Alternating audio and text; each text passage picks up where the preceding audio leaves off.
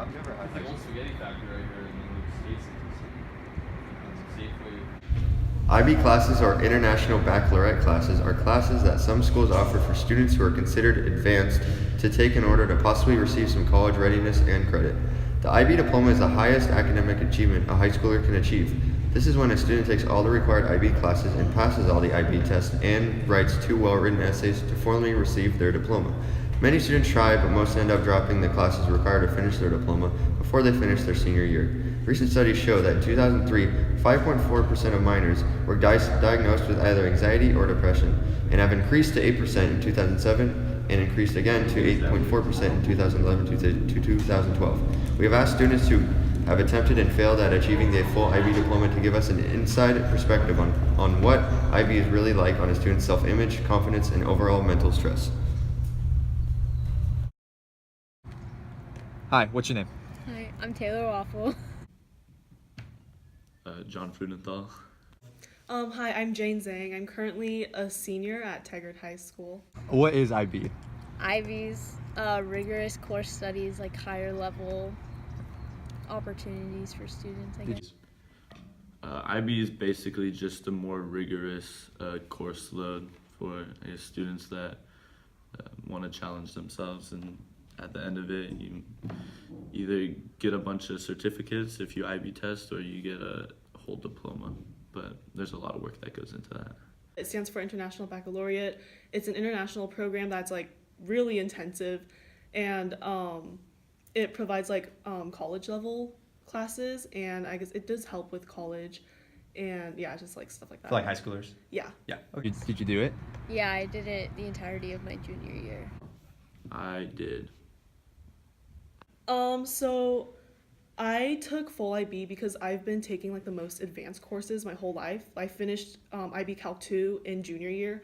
I took like all the advanced math classes. I've been in the TAG program, so that's like literally the only reason why I took full IB, because it's like it's my path, I guess. But taking full IB was okay probably first semester because I wasn't burned out yet, but second semester, I guess like junioritis really hit, like just the beginning of the second semester. And also just being forced to take classes that I don't like for example, history. I don't really like history, and like I don't really like English either, and like you have to take those to fulfill the requirements of IB diploma. So that was just like a waste of my time, and it took a toll on my energy that I could spend toward other things like my extracurriculars. I dropped piano at the end of junior year. I think I dropped volunteering at the hospital. So I basically just focused all my energy on school instead of anything. I mean, it was rough, like rigorous courses, and like you had to study a lot. This is probably the first year I did a lot of homework and studied, and study groups and tutors. Did you underestimate it? No, I think I overestimated it actually. Yeah. A little bit. So why did you quit it? I quit it because I didn't really see it like worth my time to continue. Did you say a big reason? I know you probably mentioned it, but why did you officially say I'm done with IB? It was actually my mental health. I went to talk to my counselor about dropping Calc 2. Like I didn't want to drop full IB because I was just like stuck in the mindset that full IB like determined my worth. Like if I didn't do full IB, then I wasn't like good enough or like smart enough. So like I went to talk to my counselor about Calc 2 and dropping it. She said that, you should just drop full IB because it doesn't sound like Calc 2 is the problem. Like Calc 2 is a hard class. It's like pulling you behind, but the problem is not just that class. So I dropped full IB because also like there was honestly no like use in me doing full IB because I was planning to go out of state for college anyways, and like the IB credits are pretty hard to transfer. There was a couple different factors. I mean, my GPA like survived my year of the diploma, but like my physical and mental health really didn't. I mean, I got like mono and stuff, and a lot of late nights, and like heavy course load really took a toll on me. I found myself with like not a lot of extra time to like maintain friendships and relationships and stuff like that. And in the end, I just had to prioritize myself and the things I like to do. How would you say your mental health was before you started doing IB? I mean, average, fine. Normal. Yeah, generally happy. I think I was susceptible to like anxiety and like a little bit of depression, but as I did full IB, that came more out of my personal life into my academic life. So it's basically like I wasn't in the perfect emotional state before full IB, but it got like way worse during full IB. It was pretty good. I mean, I was J chilling. I mean, my freshman and sophomore years were really good, I guess. I made a lot of friends, and basically I did well enough in my classes where I thought that I could like get the diploma. So I tried for it, but How did you feel after you dropped it?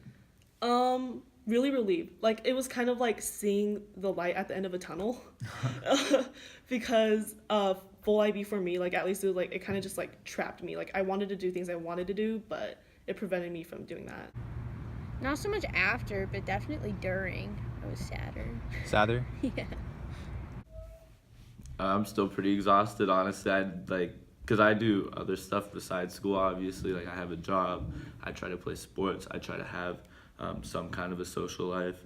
And really left me, like, trying for the diploma on top of all of this has been really exhausting. I'm tired. I just need a vacation or, like, a gap year or something like that. Do you feel embarrassed about quitting it? Did you feel embarrassed? Sometimes, but so many other people did quit the same time as I did or earlier than I did, so it kind of like helped. Uh-huh. I mean, yeah, I consider myself a perfectionist, and I hate, like, quitting stuff. But, I mean, in this case, I just had to do what was best for myself. But, yeah, no one wants to say they, like, quit the diploma. Rest or anxiety or lots of amounts of stress when you're in the full IB program? Yeah, for sure. I mean, yeah, I definitely had to take time off for that just to, I guess, like, stay afloat. But the feeling of being up at, like, 3 a.m. on a school night studying for something that you still don't understand after studying for, like 5 or 6 hours is like one of the low. It's definitely a low point in my life, and just like I don't know, just the feeling of dread that kind of filled me whenever I came to school was something that I had never really felt before, and also just like there are a couple classes I had. Well, one class in particular, IB Chem, where I just like my heart rate would just go up whenever I walked into that class, just because it was like. I mean, the class was hard. Massey is a scary guy, like a scary teacher, because he's so like good at what he does. But yeah, it's just not really healthy for me to be involved with that. Yes, for sure. Like I know a lot of people, like asked me about it and stuff. Like I was really open about it. I know I posted like an essay on my Instagram about like why I dropped it and like reasons for dropping it. And I guess like people last year knew me as like pretty smart because I know I started out as like weighted rank 1 junior year, and like I was like pretty high up there, so it's like, oh, Jane dropped full IB, like what's the reason for that? Like, and then I just felt like really stupid for a while, I guess. And like I think the only reasons I'm taking 2 HL exams this year is because I want to like I guess prove that I'm not like dumb or anything, even though there's no reason for me to take those HL exams because I don't want the credits anyways. And the last question would be, do you think IB is a good thing from a mental health perspective for students? I only probably know like 1 to 2 people who are actually happy in the full IB program, but I really do recommend doing IB certificates because you still get that college level experience, but you don't get the full stress of like full IB, and like you have to like fulfill this many like points in order to get the diploma, which is like really stressful because you don't know how you're going to do on the exams that are like crammed into a 2 to 3 week period in May. I think I mean, as best it's set up for like really intellectually gifted kids, but even if you ask them, they'll say like they don't have a lot of support and they're kind of just thrown to the wolves, left to do it on their own. Overall, no. I think IB prides itself in building like well-rounded students, but after when it's all said and done, I feel like less sure of myself academically. I had to give up a lot of things that I enjoyed doing to like pursue this course load.